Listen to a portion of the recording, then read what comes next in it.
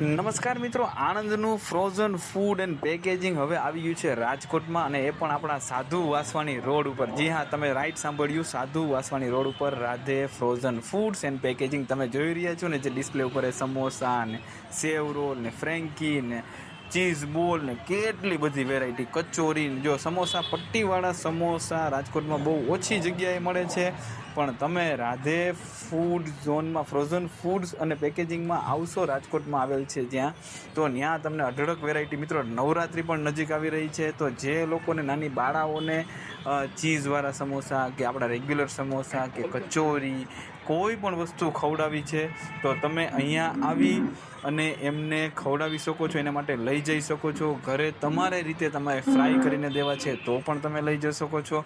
અને જે લોકોને અહીંથી રેડી ટુ ઈટ એટલે કે ફ્રાય કરેલા રેડીમેડ સમોસા લઈ જવા છે, તો એ પણ લઈ